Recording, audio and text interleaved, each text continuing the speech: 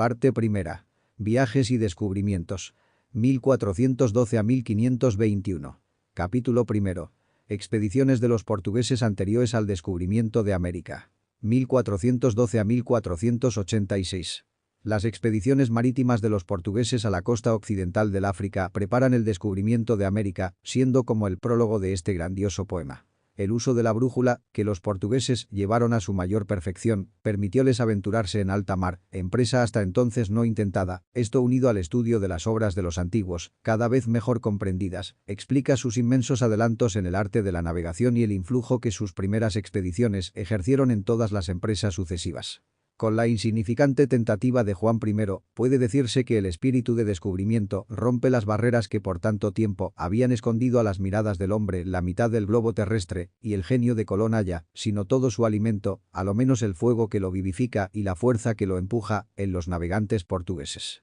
Los obstáculos que en un principio se opusieron a su gigantesca empresa habrían sido quizás insuperables sin la emulación que los descubrimientos de los portugueses habían excitado en Europa. De los descubrimientos anteriores al advenimiento de Juan II de 1412 a 1481. Estado político de Portugal. Causas distintas y aspiraciones de diversa índole lanzaron a los portugueses en la vía de las exploraciones marítimas. Al arrojar a los moros de sus dominios, los reyes de Portugal habían adquirido poder y gloria, ensanchando con sus triunfos la autoridad real hasta traspasar los límites que en Portugal, lo mismo que en las demás monarquías feudales, la habían circunscrito anteriormente. Por otra parte, las luchas continuas que por espacio de muchos años habían tenido que sostener con los maometanos, exaltaron en los portugueses ese espíritu militar y aventurero que distinguía a todas las naciones de Europa en la Edad Media. Ardor bélico que tomó notables creces con la guerra de sucesión ocurrida en Portugal a fines del siglo XIV, formando o motivando la aparición de hombres activos y audaces, propios para grandes empresas.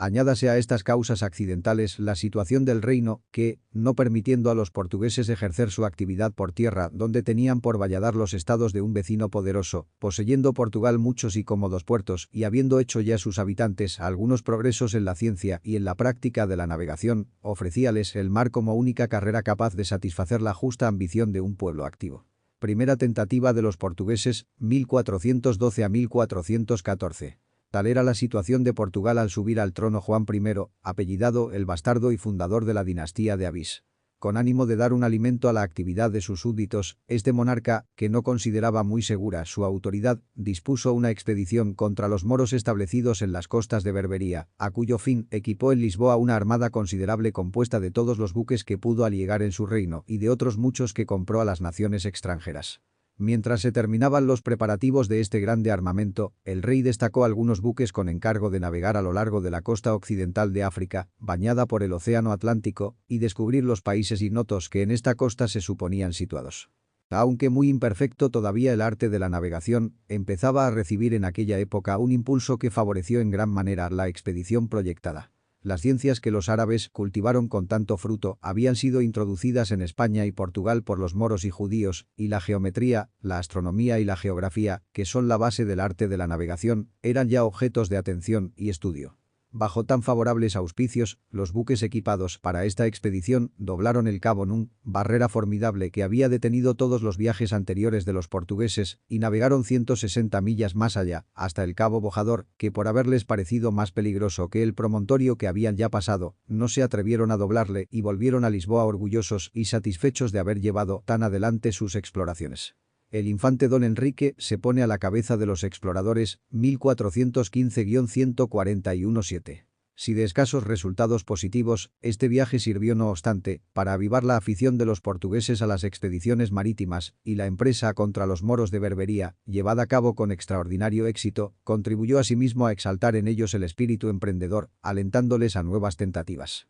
Estas disposiciones tuvieron su principal apoyo, su noble representante, en el infante don Enrique, cuarto hijo del rey Juan, que siendo aún muy joven, había acompañado a su padre en la expedición de Berbería, donde se distinguió en diferentes acciones de guerra. A las cualidades belicosas, propias de aquella época, unía don Enrique prendas de mayor precio, la cultura y la instrucción. cultivaba con fruto las artes y las letras, a la sazón menospreciadas por las personas de su clase, y aplicóse con tanto ardor al estudio de la geografía que no tardó en adquirir los conocimientos necesarios del globo para comprender que podían descubrirse nuevas e importantes tierras, navegando a lo largo de la costa de África, con cuya idea creció en él la esperanza de un glorioso éxito y con esta la determinación de consagrar todas sus fuerzas a la realización de tan nobles como útiles propósitos. Movido de este pensamiento, retiróse de la corte y fijó su residencia en Segres, cerca del cabo de San Vicente, donde acompañado de los hombres más sabios de su país, recogió cuantas noticias conducían a su fin, valiéndose para ello de los moros de Berbería, acostumbrados a viajar por el interior del África, y consultando a los judíos establecidos en Portugal, para lo cual no perdonó dádivas ni excusó señales de afecto y consideración, atrayéndose del mismo modo a muchos diestros navegantes, así extranjeros como portugueses.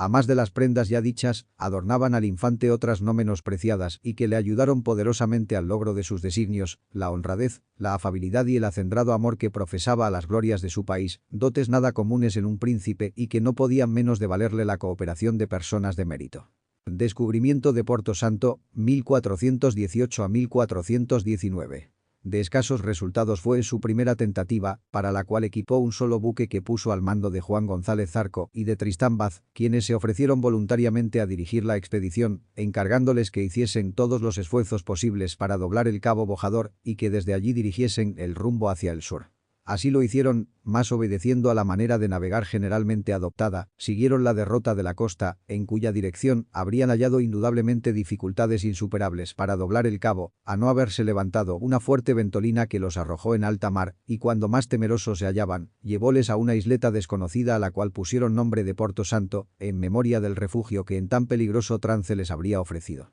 En aquellos tiempos, el descubrimiento de una isleta debió parecerles tan importante que se apresuraron a tomar la vuelta de Portugal para llevar la noticia a don Enrique, que les colmó de recompensas y parabienes. Al año siguiente, 1419, don Enrique equipó 3 buques, al mando de los mismos oficiales, a quienes dio orden para que tomasen posesión de la isla recién descubierta. Descubrimiento de la isla Madera, 1420, 1432. Poco tiempo hacía que los portugueses se hallaban establecidos en Porto Santo, cuando observaron en el horizonte y en dirección del sur una especie de mancha fija semejante a una nubecilla negra, y habiendo calculado, después de diversas conjeturas, que podía ser una tierra, se hicieron a la mar y llegaron a una gran isla deshabitada y cubierta de árboles a la que llamaron Madeira. Como el pensamiento del infante era hacer sus descubrimientos útiles a la nación, equipó inmediatamente una armada a fin de establecer una colonia portuguesa en aquellas 2 islas, cuidando de enviar las semillas, plantas y animales domésticos comunes en Europa, mas calculando que el calor del clima y la feracidad del terreno habían de ser favorables a otros productos, envió también cepas de Chipre y cañas de azúcar que sacó de Sicilia, donde se habían introducido recientemente, cuyos vegetales prosperaron con tal rapidez en las 2 nuevas islas, que al cabo de muy poco tiempo el azúcar y el vino de madera eran ya artículos importantes del comercio portugués.